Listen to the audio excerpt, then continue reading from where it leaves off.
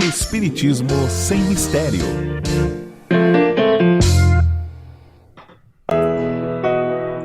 Olá pessoal, já estamos iniciando o programa Espiritismo Sem Mistério, sejam bem-vindos. E aí, você já está com o seu livro dos Espíritos nas mãos? Vamos dar continuidade ao nosso estudo, falando sobre os reinos minerais, vegetais, entraremos no reino animal. Nós estamos vendo que a evolução se dá em diversas vertentes, reino vegetal, reino animal, e assim as coisas vão acontecendo e vão se multiplicando, vão surgindo, e a evolução sempre constante.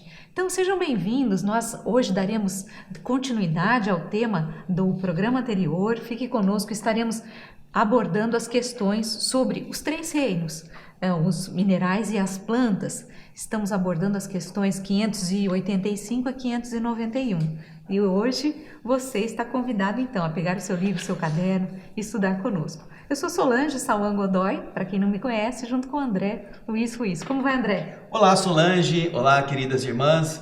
Damos continuidade em cada programa ao Livro dos Espíritos, esperando que você possa acompanhar não apenas aquilo que hoje nós estamos falando, mas também o assunto dos programas anteriores, das semanas anteriores, porque é uma continuidade, você vai aprendendo com o Livro dos Espíritos sobre aquele mesmo tema. E como a Solange falou, nós estamos tratando de um capítulo que vai explicar sobre os três reinos, né? O vegetal, o animal e o hominal, o mineral também, né? O hominal juntamente com o animal, o vegetal que o antecede e o mineral que baseia-se como fonte originária da matéria bruta para todos os outros reinos. Então, nós já falamos no programa anterior de algumas partes, de algumas características. E interessante, Solange, é que nós tivemos bastante gente explicando, escrevendo, dizendo que gostou muito do programa. Eu acredito que tenha muitas pessoas que cuidam de plantas, que gostam da natureza, que assistem o programa com o intuito de aprender como funcionam esses laços, essas ligações entre os reinos da natureza, né? Eu acho que isso vai ser bastante interessante, notadamente no que diz respeito ao reino animal. Nós vamos terminar então o reino vegetal, o mineral e o vegetal, e vamos dar continuidade ainda no programa de hoje ao outro reino, o reino animal e o humano. Então agora a gente vai para o primeiro slide, aquele que é o início da nossa atividade, que tem essa referência a esses reinos. Nós temos ali o reino mineral, que serve de base aos vegetais. E no reino mineral estão dissolvidas as matérias alimentares, as matérias químicas que vão dar sustento à raiz das plantas, para que elas transformem aquele mineral em um corpo vegetal, um corpo organizado. E nesta sequência, entendendo então essa manifestação da natureza com esse escalonamento, nós vamos para a primeira pergunta de hoje, que é do slide 2, você vai ver aí na tela. Não há nas plantas, como nos animais, um instinto de conservação que as leve a procurar aquilo que lhes pode ser útil e a fugir daquilo que lhes pode prejudicar? Nós estamos vendo Kardec, então, já falando da Dionéia, no nosso programa anterior. A Dionéia é aquela planta que atrai os insetos, que parece ter, como tem a sensitiva, uma reação de fugir quando alguém a toca, ela se defende.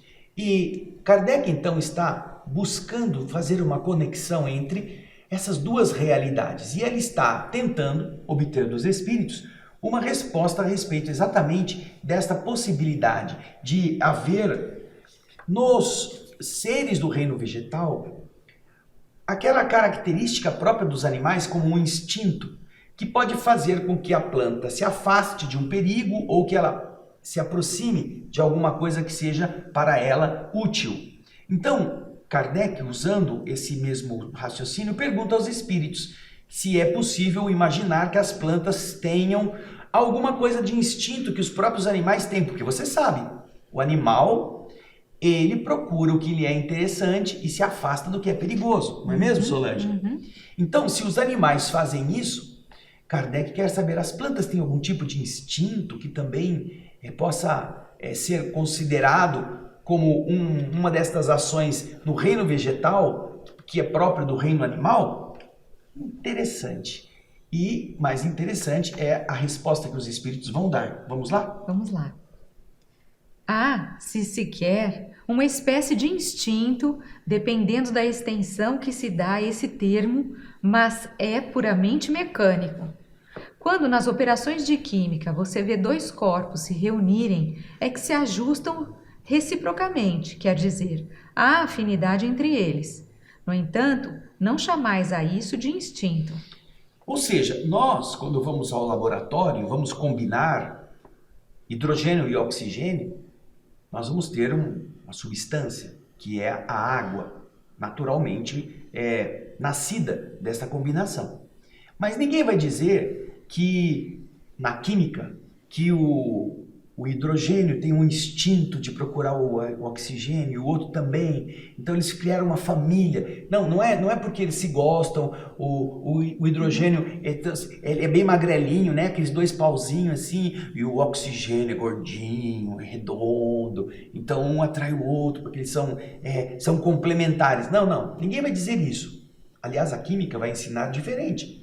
A química vai ensinar justamente a diferença eletromagnética das camadas, das últimas camadas destes átomos, e a predisposição de eles se complementarem pela atração química, pela atração magnética. Então os elétrons da última camada vão se posicionar completando no oxigênio os dois elétrons que estão faltando.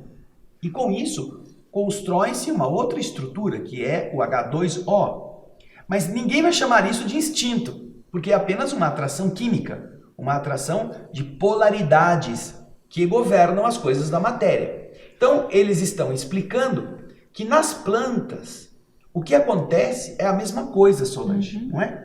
Se você quiser chamar isso de instinto, você pode chamar, mas aí você terá que chamar de instinto também a ação das moléculas, dos átomos na formação dos entes complexos, das substâncias, não é? Você utilizaria o termo de uma forma mais ampla, porque na verdade o que existe é uma reação, uma atração, uma reação química que faz com que eles se aproximem. E é diferente do instinto propriamente dito. Mas é isso que os espíritos estão respondendo para a gente. Vamos imaginar então que você coloque um ímã e a limalha de ferro ao redor. E então, pelo poder magnético, o ferro vai correr para formar aquelas cadeias que circundam o ímã. Você pode chamar isso de instinto, de uma forma figurada, de uma forma poética.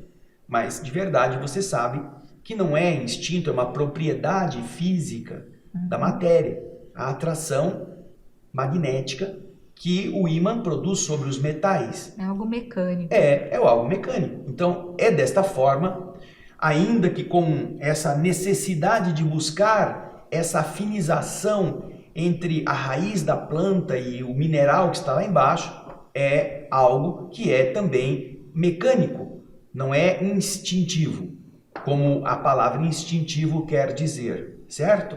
Então, essa é a resposta inicial que os espíritos dão para distinguir estas coisas e que nós aprendamos a tratar cada coisa com a sua especificidade, ainda que nós tenhamos carinhos, que nós tenhamos vontade de ter uma relação afetiva com as coisas inanimadas ou as coisas orgânicas, que não são animadas pelo ser inteligente.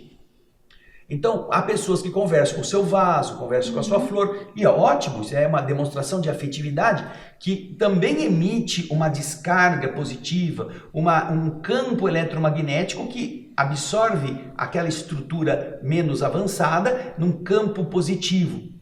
E isso é bom, porém, não vamos confundir estas coisas com instinto. Mais uma vez, estará aí sendo estabelecida uma relação de atração, de polarização, que faz com que haja uma melhora, um abastecimento vibratório naquele campo energético.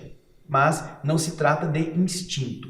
Agora, você quer falar mais alguma coisa? Não, Vamos para a próxima pergunta. Vamos para a próxima pergunta. Vamos lá, então. Nós vamos para a pergunta 591. Kardec fala o seguinte: Nos mundos superiores, as plantas são, como os outros seres, de uma natureza mais perfeita? Mundos superiores. A Terra é um planeta de prova e expiação, muito denso, onde a matéria predomina, onde há muito peso vibratório, a matéria é bastante densa. A maneira como os fluidos aqui se apresentam por causa das características do nosso padrão evolutivo é uma maneira bastante lenta. As nossas estruturas atômicas, elas possuem umas características ainda muito próprias do primitivismo. Então, quando você vai para um mundo superior, naturalmente, essas estruturas são feitas de outra maneira, elas se agregam de outra forma, elas estão submetidas a um outro modo de ser. E para você entender isso, é muito simples. Imagine a mesma substância que nós comentamos no começo, H2O. Você pode encontrar essa substância quando você coloca para perder calor dentro de um freezer. Aquela mesma substância que você pôs lá, que até então estava líquida, agora vai ficar dura. As moléculas vão se unir, os átomos vão se apertar e então vão estar perdendo calor e vão estar muito próximos uns dos outros e a partir desse momento elas ficam sólidas. A água no estado sólido tem uma estrutura específica, tem uma densidade específica, tem características fisioquímicas específicas. Aí então você tira do freezer, ela começa a ganhar temperatura ambiente. Na temperatura ambiente está mais quentinho, então os átomos, as moléculas começam a se espalhar um pouco mais, porque quando está muito quente, ninguém gosta de ficar passando calor grudado no outro, não é mesmo? Então aí aquilo que era sólido se torna pastoso, se torna líquido. E aí as características são diferentes. Não tem mais solidez, elas são fluidas. Você pode passar por elas, a mão, elas não ficam rígidas. Então você pode colocar em qualquer recipiente, ela se adequa ao recipiente, não é como gelo. Agora, se você levar ao fogão e acender uma chama debaixo da panela com a água, a mesma que estava no congelador e que agora está líquida, ela vai começar a se agitar, vai ficar tão quente que ela vai pular para fora da panela e ela vai ficar invisível. Vai ser o mesmo H2O. Ele é sólido, líquido ou vapor. E como vapor, ele tem outras características totalmente diferentes. Então você imagine que em mundos distintos existam características físicas distintas. E para cada uma destas características distintas de pressão, temperatura, materiais, você vai ter um agregado molecular diferente. Pode ser um mundo muito gelado e você vai ser tudo duro, tudo de gelo, tudo congelado. Pode ser um mundo muito escaldante, vai ser tudo vaporoso. Mas nós só estamos falando de 3 estados que dependam só da temperatura. Mas existem muitos outros fatores que podem alterar. Então Kardec está perguntando: nos mundos superiores, as plantas, vejam só, põe na tela de novo o nosso cartaz, o nosso slide. As plantas, como os outros seres, também são de uma natureza mais perfeita, porque obviamente é mundo superior, tudo é melhor, a coisa é mais bonita, as coisas são bem acabadas, não tem tantos problemas. Então ele quer saber, além de outros seres, presumivelmente serem mais perfeitos, nesses mundos superiores também as plantas são mais perfeitas? E agora a gente vai ver a resposta. Vamos lá? Tudo é mais perfeito, mas as plantas são sempre plantas, os animais são sempre animais e os homens sempre homens. O que você entendeu disso? É isso aí. Então, tudo é mais perfeito, é lógico. Num planeta onde um planeta mais elevado, um planeta mais superior, esses seres também serão mais superiores. Mas não deixarão de fazer parte dessa divisão. Os animais, os vegetais, o homem, quer dizer, tudo, cada coisa no seu quadrado, vamos dizer assim, mesmo nesses planos mais superiores. Se vocês quiserem ter uma ideia do que é a vegetação num plano superior, nós temos na Revista Espírita, eu não me lembro o ano, talvez o André se lembre, mas na Revista Espírita comenta a respeito das plantas em Júpiter, como elas crescem, de que maneira elas são organizadas pelo homem, e nós vamos ver que existe uma diferença do que nós encontramos aqui na Terra. Existe uma facilidade delas serem moldadas, modeladas pela vontade humana, mas são plantas também que existem nesse planeta. Me parece, Solange, salvo engano, que essa explicação se encontra na Revista Espírita de 1858. Agora, é interessante notar que, com tudo isso que Kardec nos mostra, que a Solange está lembrando, que as pessoas às vezes pensam que nos planos mais elevados não existem animais ou que não existam plantas e que só servem para os espíritos já tomarem corpos físicos humanos. Porém, esse pensamento um pouco assim ingênuo já seria quebrado se você observar como é a dinâmica da vida na própria Terra. Você não vai em nenhum lugar onde não exista vida. Em nenhum lugar. Pode ser no Ártico, na Antártida, e lá existe vida. Debaixo do gelo existe vida. Você vai no deserto, não há nada na areia. Aquilo lá está totalmente estéril. Mas você cavoca, você encontra vida. Você vai nas estepes, você vai encontrar fungos, você vai encontrar bactérias que estão vivendo. Você vai no fundo do oceano, onde os homens achavam que não era possível existir vida, porque não tem luz. A luz do sol não atinge, depois de uma quantidade de metros de submersão, a luz não chega. Ela fica perdida no meio do caminho e você tem uma escuridão total. E eles levaram esses submarinos submersíveis muito rígidos, muito fortes, para profundidades extremas, 10 mil metros, 11 mil metros. Os infusórios, não é, André? E eles encontraram lá, Solange, exatamente, não só infusórios, mas encontraram peixes, encontraram não só algas, mas esses corais, e eles estavam surpresos. Por quê?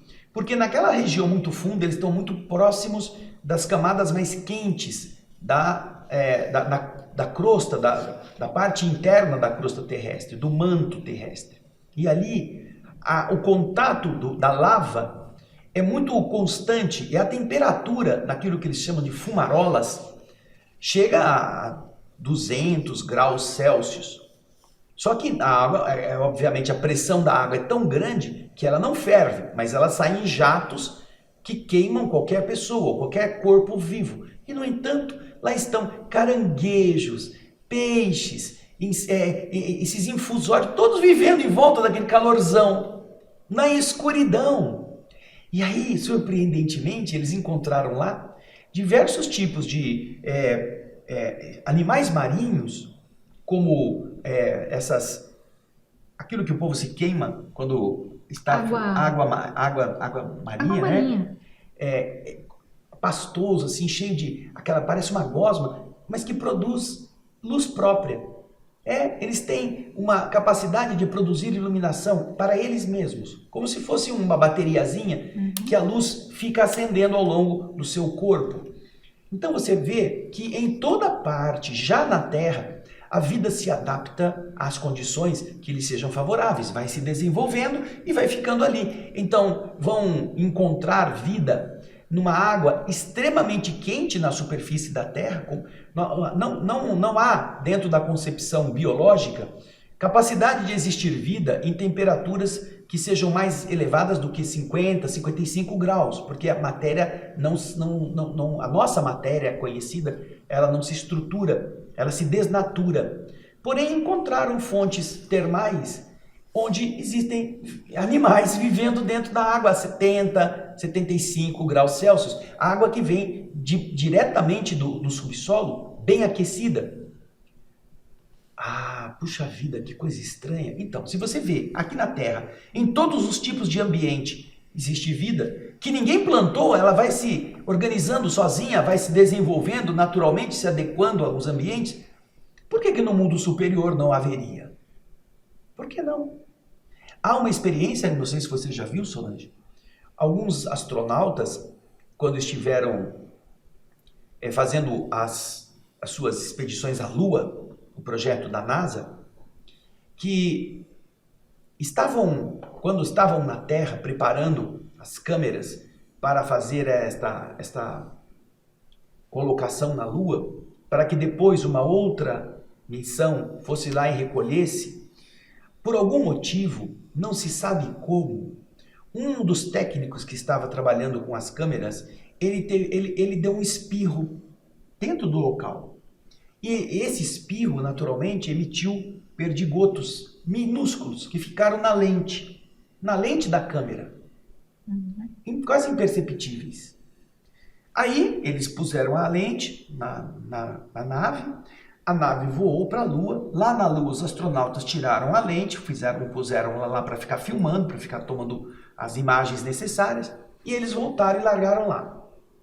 Alguns meses depois, uma outra missão foi à Lua para recolher o material que havia ficado exposto. Imagina, ficado exposto a essa carga de raios cósmicos, de temperaturas extremamente baixas ou extremamente altas, para ver como que estavam as imagens, e eles descobriram que havia uma colônia de bactérias na lente da câmera, que não tinha morrido. Não tinha morrido nesse tempo todo exposto à falta de oxigênio, ao calor escaldante, à radiação. Estava lá, estava vivinha. E, segundo os estudiosos desta área, Solange, existe os chamados extremófilos.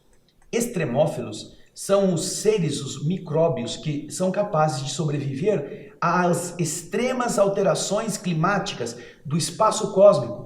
Então, extremófilos vêm às vezes em pedras que flutuam no espaço e caem na Terra, caem em outros mundos, e quando a pedra cai lá embaixo, eles saem da pedra, começam a povoar, vai andando. Aliás, essa é uma das teorias. Exatamente, é a panspermia. Isso, de povoamento dos planetas. Que esses seres vêm através desses meteoros, desses pedaços de pedra que caem na Terra. Mais respeitáveis interpretações a respeito da maneira de semeadura da vida orgânica é justamente o fato de estar livre no cosmos, não só através de meteoros, mas de poeira, estar livre a vida. E ela, quando encontra em qualquer ambiente para onde ela se desloque condições mínimas, ela eclode, ela aparece. Então, os extremófilos. Então, você vê, é surpreendente a quantidade de vida que existe em toda parte. E nesta resposta, nós vamos ver exatamente isso. Que existe vida, sim, vegetal. Ela é melhor, ela é superior. Mas nesses mundos superiores, o vegetal é vegetal. O animal é animal e o ser humano é ser humano. E é interessante porque nesse mesmo texto que a Solange citou, da Revista Espírita, Solange, existe uma afirmativa muito interessante que eu utilizei para fazer uma palestra que está nos nossos sites da TV Alvorada Espírita, uma palestra cujo título é: Você está preparado para ser macaco em Marte?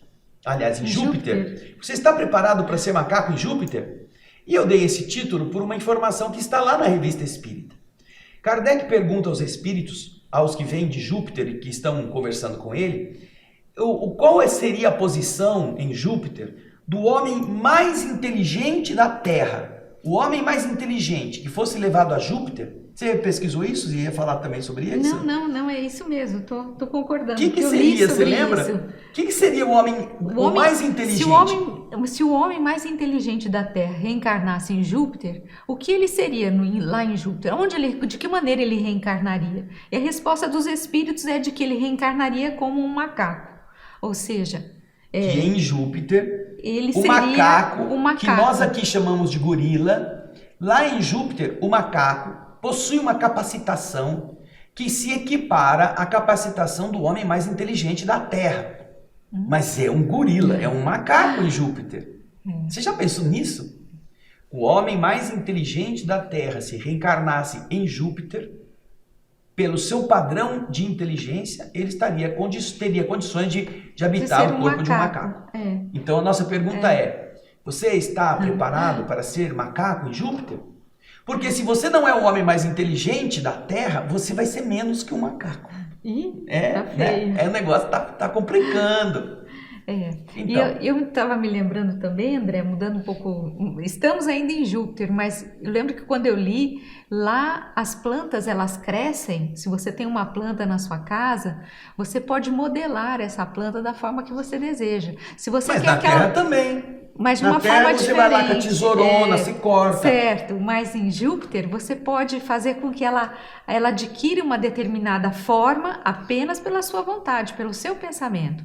Então, se você não quer que ela cresça mais, você modela do jeito que você deseja e ela não cresce mais. Ela permanece do jeito que você deseja. A mente do dono da planta ordena que ela congele naquela posição e ela não vai mais para frente. Ela fica, não é que ela fica fria, congelada, ela para de crescer daquele jeito e fica lá.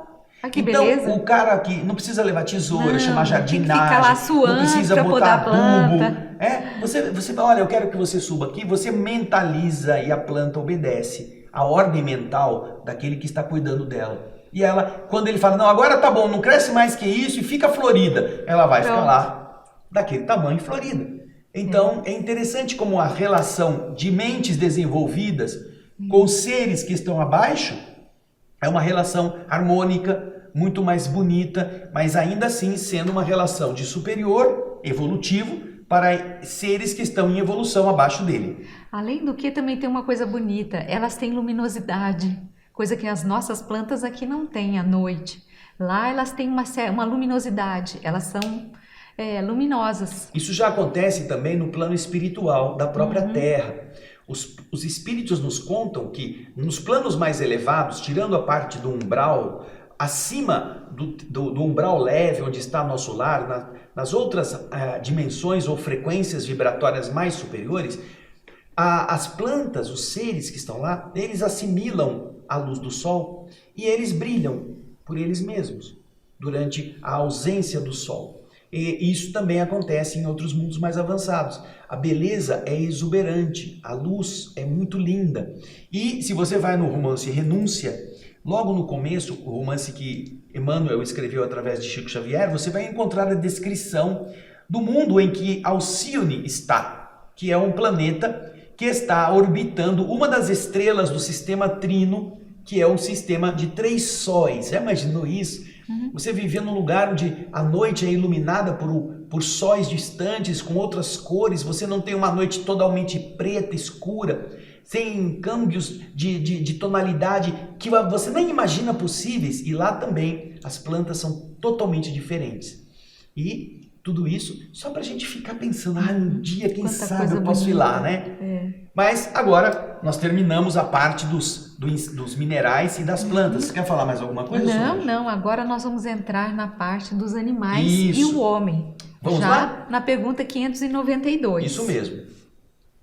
Se compararmos o homem e os animais com respeito à inteligência, a linha demarcatória parece difícil de ser estabelecida, porque certos animais têm, a esse respeito, uma superioridade notória sobre certos homens. Essa linha divisória pode ser estabelecida de maneira precisa? Bem, para essa pergunta a gente precisa fazer algumas reflexões interessantes. Kardec está se referindo a determinadas diferenciações que existem entre determinados indivíduos. Algumas espécies animais possuem animais cuja perspicácia, cuja atenção, cuja capacidade dinâmica é superior à de certos homens. E não porque ele queira dizer que existem homens que estão evolutivamente abaixo dos animais, não.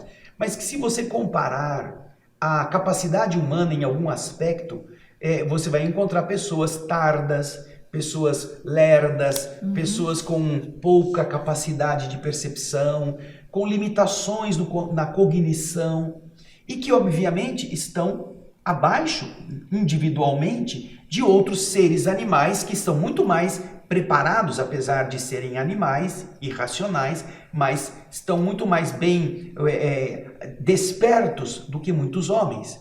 Então Kardec, fazendo esta comparação inicial, e ele lança, porque isso é um silogismo, você vê, são duas premissas. Então ele quer saber na resposta exatamente isto. Existe uma linha divisória que possa ser estabelecida de uma maneira precisa, que faça essa separação entre a superioridade do ser humano e a inferioridade dos animais? Há uma linha divisória que defina uma coisa em relação à outra? Vamos ver, então, o que no próximo slide os espíritos respondem. Vamos lá? Sobre esse ponto, os filósofos não estão quase nada de acordo. Uns querem que o homem seja um animal, outros que o animal seja um homem. Estão todos errados. O homem é um ser à parte, que se rebaixa, algumas vezes muito baixo, ou que pode se elevar bem alto. Continuando a resposta. Fisicamente, o homem é como os animais e menos dotado que muitos deles. A natureza lhes deu tudo aquilo que o homem é obrigado a inventar com a sua inteligência para a sua necessidade e sua conservação.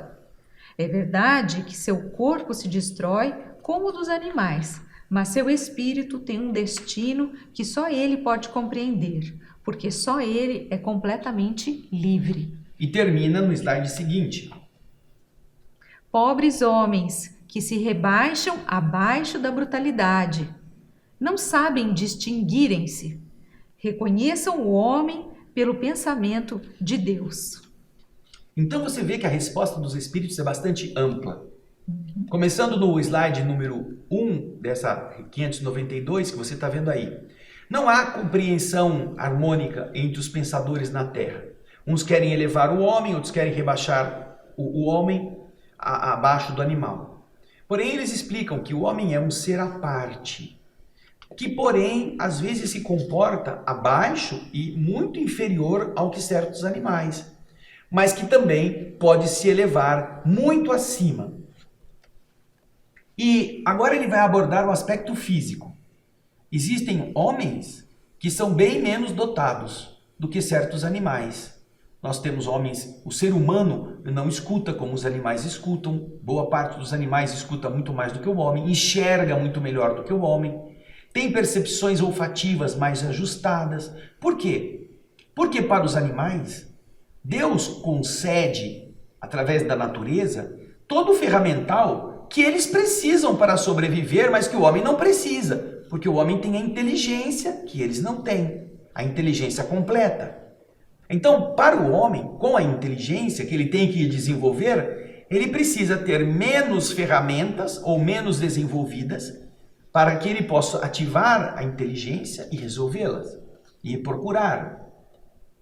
Então, com base nisto, o ser humano possui realmente menos ferramentais afinados para sobreviver, porque ele tem aquilo que os animais não possuem, a inteligência.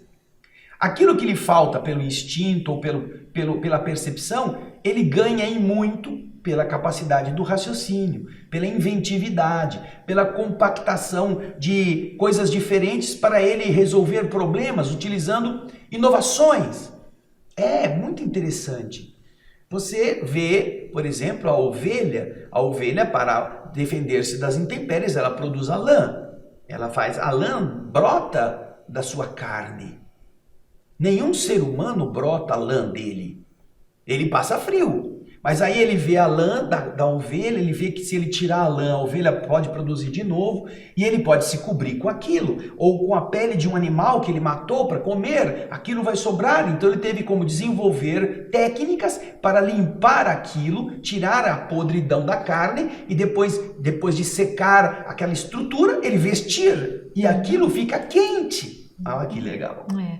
Eu acho que é nesse sentido que os espíritos estão dizendo que, na verdade, o homem é aquele que é capaz de fazer relações e raciocinar sobre determinados pontos, sobre muitos pontos, coisa que os animais não têm essa capacidade. Então, apesar deles não terem a força física, não terem, às vezes, os corpos tão desenvolvidos em termos de garras, pelos, mandíbulas, por exemplo, ele tem a capacidade, como disse o André, de raciocinar sobre as situações e se beneficiar com isso. E vamos lembrar que o homem é o único ser que é capaz de raciocinar sobre o seu destino, sobre o que vem adiante, sobre os porquês dele estar aí, coisa que nenhum animal faz. Então, essa confusão que muitas vezes alguns filósofos fazem, de que o homem, às vezes, ele pode ser tão bruto ou mais bruto do que um animal, é porque realmente o homem tem essa possibilidade de se rebaixar ao nível animal, da mesma forma que ele pode também se sublimar acima dos animais e se chegar a se tornar um ser mais elevado, um ser superior. Então, nós temos toda essa gama como um leque gigantesco, onde o homem pode atuar, pode agir, mas ele é um ser à parte. Ele não é animal, ele não é vegetal, ele é um homem racional. Isso, é isso mesmo, Solange. E como ele termina o slide, no último slide, ele diz, olha, é triste que os homens reneguem em si a sua própria potencialidade.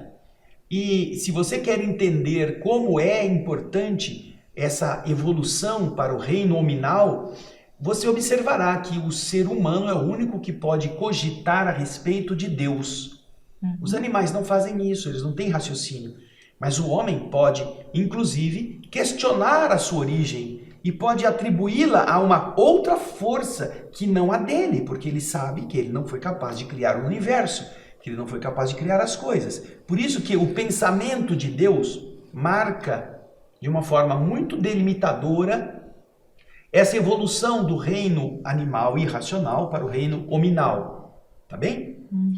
Mas agora a gente vai para uma outra pergunta muito interessante aqui no slide número 10. Pode-se dizer que os animais não agem senão por instinto?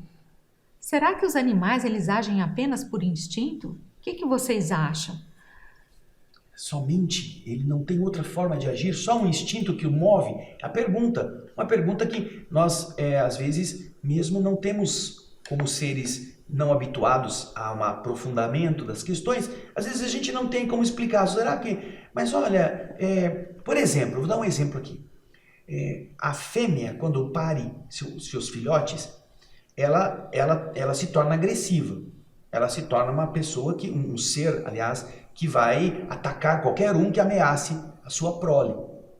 No entanto, naquela família onde ela vive, tenha uma pessoa ou duas que ela deixa pegar os filhotinhos. Que ela sabe que não vão fazer mal, que não estão lá para tomar o filhotinho. Qualquer outro ela vai rosnar e ela vai morder se a pessoa insistir em pegar o filhinho dela.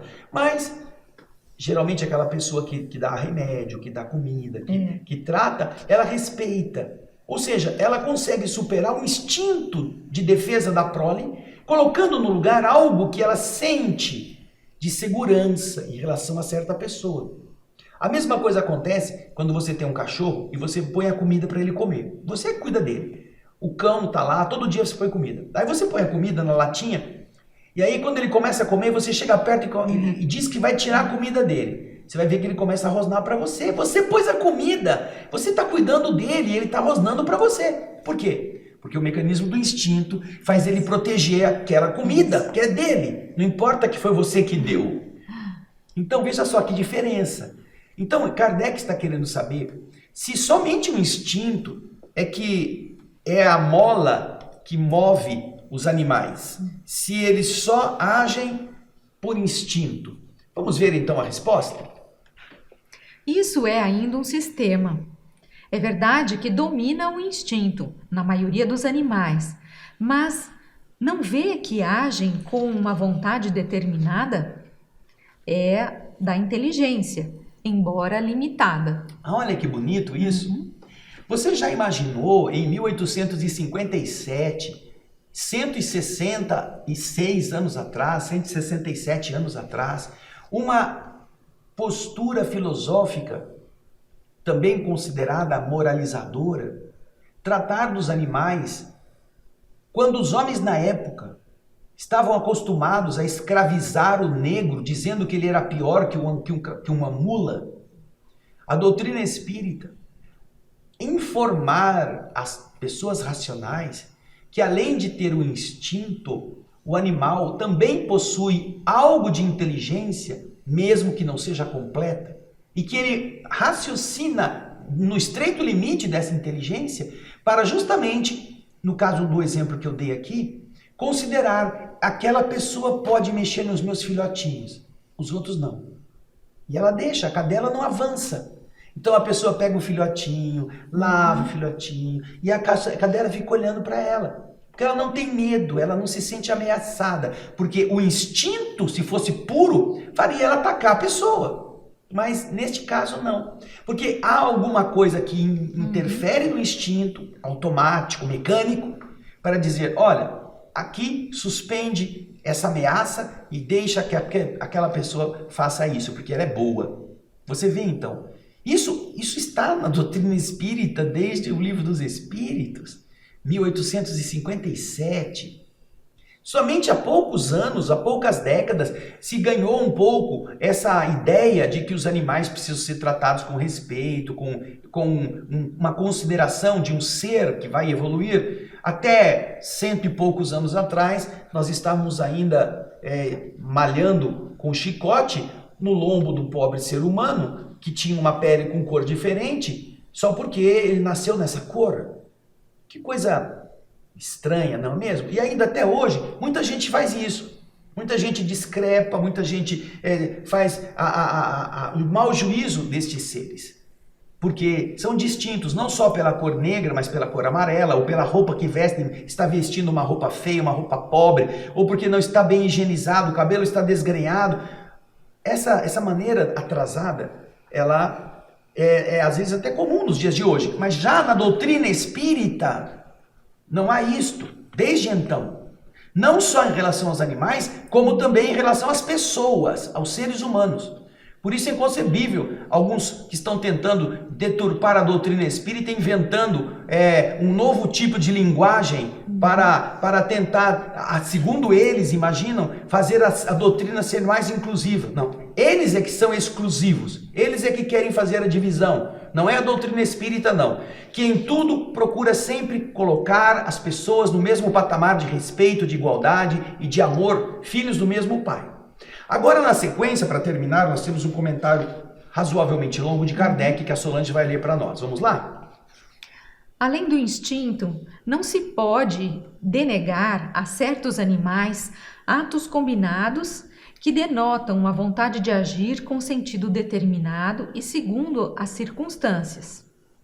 Há, portanto, neles uma espécie de inteligência, cujo exercício é mais exclusivamente concentrado sobre os meios de satisfazerem suas necessidades físicas e proverem à sua conservação. Entre eles, nenhuma criação, nenhuma melhora. Qualquer que seja a arte que admiremos em seus trabalhos, aquilo que faziam outrora, o fazem hoje, nem melhor, nem pior, segundo formas e proporções constantes e invariáveis. O filhote, isolado dos demais da sua espécie, por causa disso não deixa de construir o seu ninho com o mesmo modelo, sem ter recebido ensinamento. Se alguns são passíveis de certa educação, seu desenvolvimento intelectual, sempre restrito e limitado, é devido à ação do homem sobre uma natureza flexível, porque não tem nenhum progresso que lhe seja próprio. Esse progresso é efêmero e individual, pois o animal, entregue a si mesmo, não tarda a retornar para os limites estreitos traçados pela natureza. O homem pode educar, pode adestrar o animal, porém, boa parte dos animais, ao voltarem para o seu ambiente, para o seu habitat, ele volta a assumir as suas características. Então existem animais que têm potenciais muito mais amplos do que outros, o que já demonstra uma certa inteligência coordenada. Procure vídeos onde você vai ver na internet o povo tentando abrir tampos de vidro para pegar comida, passarinhos arrancando a tampa de garrafa de leite que fica na porta das casas, cachorro abrindo trinco para sair, cachorro escalando o portão para poder pular. Você vai ver como eles são hábeis, e é isso que os espíritos estão explicando. Isso já demonstra uma inteligência, mesmo embrionária. Porém, eles por si sós, eles aprendem, mas eles não criam, eles não modificam nada. O João de Barro vai construir a casinha dele sempre do mesmo jeito. Mesmo que ele não tenha aprendido com nenhum passarinho, ele vai carregar essa coisa naturalmente no seu ser. Então é isso que o Kardec perguntou e os espíritos respondem para nós entendermos como que essas coisas acontecem. Não é, Solange? É isso mesmo, André. Nós já estamos no nosso tempo. No próximo programa nós daremos continuidade a todo esse tema. Você acha que os animais eles têm uma linguagem própria? Já pensou sobre isso? Os animais se comunicam? Existe uma linguagem entre eles? Então nós vamos falar disso no próximo programa. É isso aí, gente. Um grande abraço Até lá. até o próximo Espiritismo Sem Mistério. Tchau.